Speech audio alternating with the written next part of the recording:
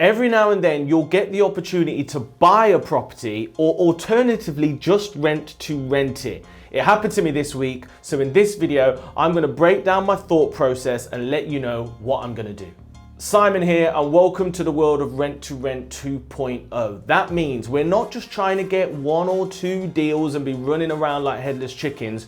We're trying to create monster rent to rent businesses with over £10,000 cash flow per month, a team to run it so that we don't have to. If that sounds good, you're in the right place. Hit the subscribe button right now and I'll see you for weekly content. So this week I had an interesting one. There's been a property that I've had my eye on for a little while as a rent to rent, but then I had the opportunity to buy it.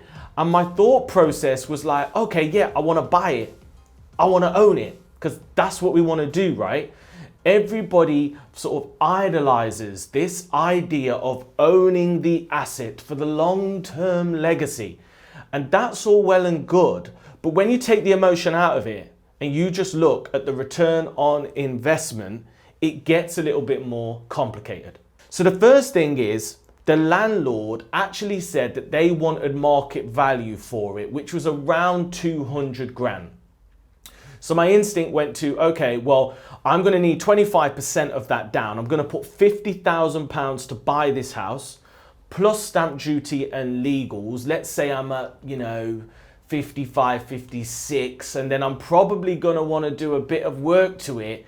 Before you know it, I'm at around 70K investment to buy that property. Alternatively, I could rent to rent it, skip that whole purchase process and just probably spend 4 or 5 grand on it, a basic cosmetic refurb. And the cash flow is largely the same. Now the issue is, if you can't buy a property below market value to add the value and recycle your money just lays there dormant in the property. And because the landlord wanted roughly market value, it just doesn't make sense to buy it.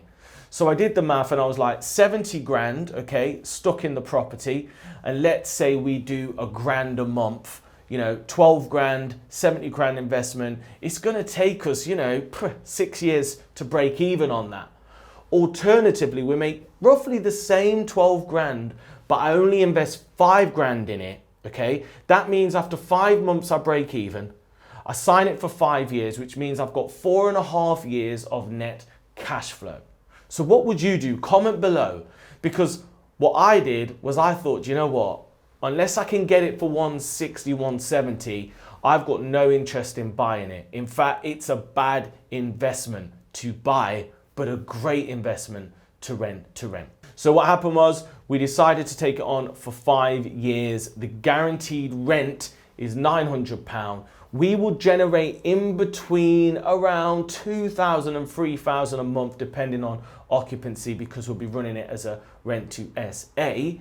And all we'll do is we'll take that cash flow, we'll recycle it, and we'll buy something else that's a genuine deal. And that is the big take home for this video, okay? There's no point buying property for the sake of it. Rent to Rent 2.0 has the best return. So use that money and then wait for the right deal. If you found this useful, hit the like button, comment below, make sure you subscribe, and I'll see you in the next video.